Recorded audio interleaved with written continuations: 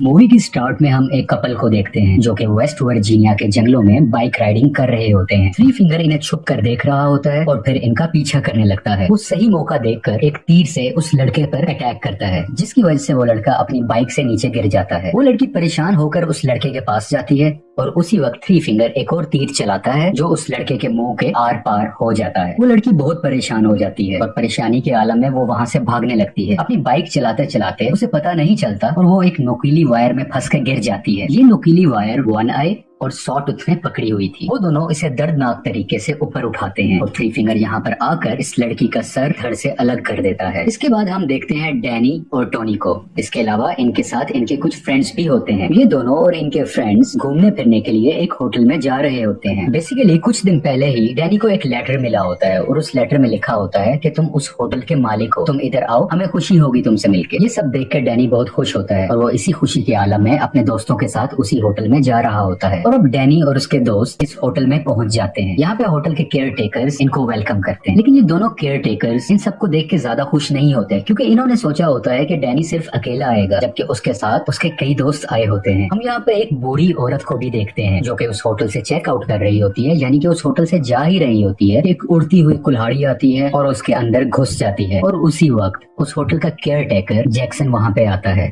और उस बूढ़ी औरत की गर्दन को पकड़कर मरोड़ देता है, जिससे वो औरत मर जाती है। और इस होटल में चेकआउट होने का ये अंदाज काफी डिफरेंट है, यानी कि होटल में जो भी चेकआउट होना चाह रहा है, वापस जाना चाह रहा है, उसके पास मरने के अलावा और कोई ऑप्शन नहीं होती। दूसरी तरफ डैनी और उसके सब दोस्त उस होटल की एंटीक चीजें देखकर हैरान हो रहे थे क्योंकि वो चीजें बहुत महंगी थी और वो खुश भी थे कि ये सब चीजें डैनी की होने वाली हैं। रात का वक्त आ जाता है और उस होटल का केयर टेकर जैक्सन जंगल की तरफ जा रहा होता है। यहाँ पर वो इन तीनों भाइयों से मिलता है और उनको समझाता है कि तुम्हें उस बूढ़ी औरत को ऐसे नहीं मारना चाहिए था। और उसके अलावा हमें यही भी पता चलता है कि ये तीनों भाई और जैक्सन आपस में सिबलिंग्स हैं, यानी कि ये सारे भाई हैं। और इसके अलावा वो जो दूसरी केयर टेकर थी वो भी इनकी बहन होती है। अगली सुबह डैनी की क्लोज फ्रेंड होटल में जा रही होती है कि उसकी नजर जैक्सन पे पड़ती है जो कि एक जगह पर खून साफ कर रहा था। बेसिकली ये वही जगह थी जहाँ पर उस बूढ़ी औरत को मारा गया था, लेकिन वो जल्दी से बगैर कुछ समझे वहाँ से चली जाती है। उन दोस्तों में कुछ दोस्त शॉपिंग के सिलसिले में मार्केट आए होते हैं और वहाँ पर उनकी नजर एक बोर्ड पर पड़ती है जहाँ पर इस जगह के बहुत से मिसिंग लोगों के पोस्टर्स लगे होते हैं, यानी कि वो सब तस्वीरें लगी होती हैं उन लोगों की जो यहाँ से मिस हुए होते हैं। और उसी दौरान शेरिफ भी यहाँ पर आते हैं और एक और तस्वीर लगा देते हैं। ये तस्वीर उसी बूढ़ी औरत की है जो रात को मिस हुई थी। होटल के अंदर जैक्सन डैनी को डिफरेंट हथियार दिखा रहा था। डैनी इन सब हथियारों को बहुत पसंद करता है और वहाँ से एक क्रॉसबो उठा लेता है। जैक्सन डैनी को कहता है कि चलो हम शिकार करने चलते हैं और बिला आखिर वो शिकार करने जंगल में चले जाते हैं। वहाँ इन्हें एक हिरन नजर आती है और जैक्सन डैनी को शिकार करना सिखाता है, लेकिन असल में वो उसे इंसानों को मारने की टेक्निक सिखा रहा था क्योंकि इसके जहन में बहुत से प्लान्स थे। और जैसे जैसे वो इसे सिखा रहा था कि कैसे हिरन को मारना है, वैसे ही दूसरे सीन में थ्री फिंगर भी शेरिफ का शिकार कर रहा था। डैनी इस तरफ हिरन को मार देता है और दूसरी तरफ थ्री फिंगर शेरिफ को बुरी तरीके से मार देता है। दूसरी तरफ हम तमाम डैनी के दोस्तों को देखते हैं। क्योंकि डैनी इनको बताकर शिकार करने नहीं गया होता तो वो सब बहुत परेशान होते हैं। खास तौर पे डैनी की क्लोज फ्रेंड टोनी बहुत परेशान होती है और वो अपने एक दोस्त को उसे ढूंढने के लिए जंगल की तरफ भेजती है। जब ये दोस्त इस जंगल में जाता है तो वो वहाँ पर उस मरे हुए हिरन को देखता है और सॉटूथ उस हिरन को बुरे तरीके से खा रहा होता है। ये दोस्त जब सॉटूथ को देखता है तो बहुत डर जाता है और डर के मारे भागने लगता है। भागते भागते इसकी टक्कर डैनी से हो जाती है। क्योंकि ये बहुत तेज भाग रहा होता है तो वो दोनों खुद को नहीं संभाल पाते और दोनों नीचे ढलान में जाकर गिर जाते हैं। गिरते साथ ही डैनी एक नुकीली तार में फंस जाता है जिसकी वजह से वो काफी जख्मी भी हो जाता है। उसके साथ का दोस्त मदद के लिए बुलाता है और जैक्सन भी वहाँ पर आ जाता है। जैक्सन डैनी की हेल्प करता है और उसे वहाँ से निकाल कर वापस अपने रिजॉर्ट यानी अपने होटल में ले आते हैं।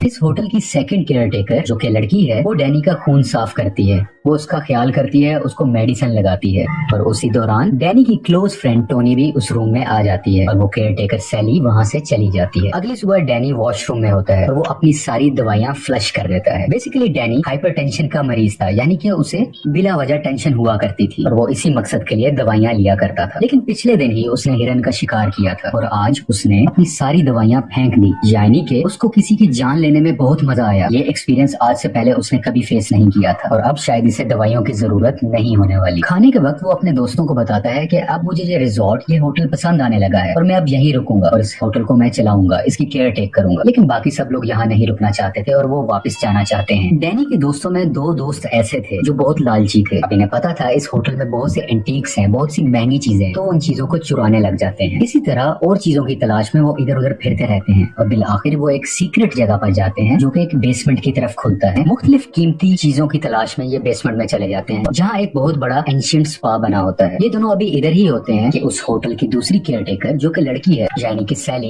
इन दोनों को वहाँ पर देख लेती है और उसी की कुछ देर बाद वो तीनों भाई भी वहाँ पर आ जाते हैं और उस लड़के के सर पर मारकर उसे नीचे गिरा दिया जाता है और ये तीनों भाई इस रूम में मौजूद लड़की के हाथ और पाँव उखाड़ देते हैं जिसकी वजह से वो लड़की बुरे तरीके से मारी जाती है और ये इस लड़के को भी मारने लगते हैं। लेकिन उसी वक्त सैली उसको रोक देती है और वो इन तीनों भाइयों को कहती है कि तुम लोग यहाँ से चले जाओ। सैली उस लड़के को अपने रूम में ले जाकर उसके मुंह पर कपड़ा डाल देती है और उसका दम घोटकर उसको वहाँ पर मार देती है। दूसरी तरफ डैनी के अंदर बहुत सी चेंजेस आ रही थी। एक तो वो दवाइयाँ लेना छोड़ चुका था और अब वो बहुत खुश रहने लगा था, जबकि पहले ऐसा बिल्कुल भी नहीं था। ये इसकी मुलाकात उन्हीं दोनों केयरटेकर बहन भाई से होती है। केयरटेकर जैक्सन कहता है कि मैं तुम्हें अपने बाकी फैमिली मेंबर से मिलवाना चाहता हूँ और डैनी इसके लिए तैयार भी हो जाता है। दोनों होटल केयरटेकर्स उसे जंगल में एक छोटे से गाँव की तरफ लेके जाते हैं जहाँ पर बहुत ज्यादा डिफॉर्म लोग बैठे होते हैं। ये सब डिफॉर्म लोग डैनी की ही फैमिली थी। ये दोनों केयरटेकर डैनी को एक ड्रग देते हैं और सारी बात डिटेल से समझाने लगते हैं। ये सब डिफॉर्म लोग प्योर ब्लड नहीं है क्योंकि इनके एंसेस्टर्स किसी दूसरी फैमिली से थे और डैनी तुम और सैली तुम दोनों प्योर ब्लड हो और जब तुम्हारी शादी हो जाएगी और जब तुम्हारी फ्यूचर जनरेशन आएगी वो बिल्कुल प्योर होगी, बिल्कुल थ्री फिंगर की तरह। यानी कि ये इन दोनों की शादी करवा कर थ्री फिंगर की तरह और उसके भाइयों की तरह और भी बहुत से ज्यादा डिफॉर्म लोग चाहते हैं ताकि इनकी जनरेशन आगे बढ़ सके। दूसरी तरफ हम देखते हैं कि डैनी का एक दोस्त दरख्त के पीछे खड़ा होकर छुपकर इनकी सारी बातें सुन रहा था और उसी वक्त सॉटूथ पीछे से आ जाता है और उस सुनने वाले को पकड़ लेता है। डैनी का दोस्त उससे बहुत मदद मांगता है कि इन्हें कहो मुझे छोड़ दे, लेकिन डैनी उसकी एक भी नहीं सुनता और वो कहता है कि मैं इसको नहीं जानता और थ्री फिंगर इसके दोस्त को उल्टा लटकाकर इसका गला काट देता है जिसकी वजह से खून नीचे गिरने लगता है और वो सब लोग जो आसपास बैठे थे एक प्याला लेकर उसका गिरने वाला खून उसमें भरने लगते हैं और पीने की ख्वाहिश करते हैं। लेकिन थ्री फिंगर को उन सब का बहुत ख्याल था। वो चाहता था कि खून की कमी ना हो तो वो उसको मुकम्मल ही काट डालता है और सब लोग उसका खून पीकर एंजॉय करने लगते हैं और एक खून का प्याला डैनी को भी ला कर दिया जाता है और वो अपने ही दोस्त का खून पीने लग जाता है। अगली सुबह डैनी जब अपने होटल में वापस आता है तो उसकी वही क्लोज फ्रेंड टोनी उसको देखकर परेशान हो जाती है। वो उसे कहती है कि चलो अब हम इस होटल से चलते हैं अपने घर शहर की तरफ। लेकिन डैनी अब उस होटल से उस जगह से वापस बिल्कुल भी नहीं जाना चाहता था। वो उन सबको कहता है कि तुम लोग यहाँ से चले जाओ, मैं यहीं पर रुकूंगा। और इस वक्त तक डैनी अभी भी ड्रग के ही नशे में है जो रात को सैली ने उसको दी थी। ये सब लोग यहाँ से जाने से पहले किचन में जाते हैं और वहाँ पर देखते हैं कि एक इंसान इंसानी मांस को काट रहा होता है, उसे फ्राई कर रहा होता है और उसे खा रहा होता है। ये देखकर ये लोग बहुत डर जाते हैं।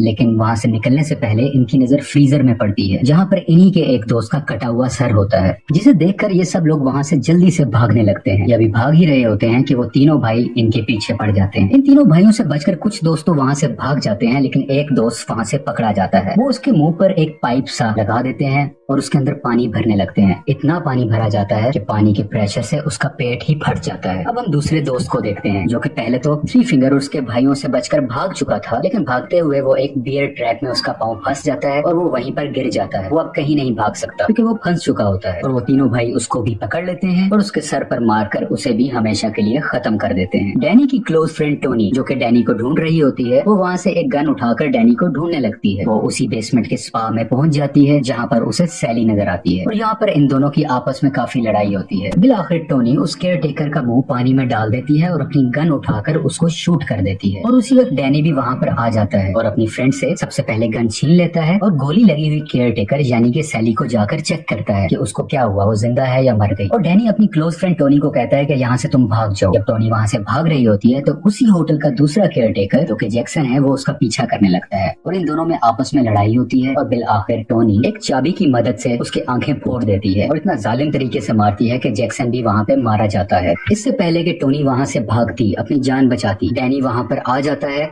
और अपनी ही क्लोज फ्रेंड टोनी पर गन तान देता है, जिसका ये मतलब है कि डैनी नहीं चाहता कि अब टोनी जिंदा बचे क्योंकि वो उसकी फैमिली के बारे में अब बहुत कुछ जानती है और डैनी ऐसा रिस्क नहीं ले सकता था। और तभी थ्री फिंगर और उसके भाई भी वहाँ पर आ जाते हैं और डैनी अपनी क्लोज फ्रेंड और फैमिली में से अपनी फैमिली को चुनता है और अब थ्री फिंगर टोनी को भी जान से मार देता है। और अब कहानी कुछ दिन बाद की दिखाई जाती है और हम देखते हैं कि डैनी अब उस होटल को चला रहा होता है और वहाँ पर आने वाली फैमिलीज को वेलकम कर रहा होता है। लेकिन बेसिकली इस होटल की आड़ में इंसानों को मारा जा रहा था और उनको खाया जा रहा था, जैसे कि हम इन तीनों भाइयों को यहाँ पर इंसानी गोश्त का कीमा बनाते हुए भी देखते हैं। और यहीं पर रॉन्ग टर्न 6 भी एंड हो जाती है। ये मूवी रॉन्ग टर्न सीरीज का आखिरी पार्ट है और इसके बाद अभी तक रॉन्ग टर्न का कोई ऑफिशियल पार्ट रिलीज नहीं हुआ। Thank you so much.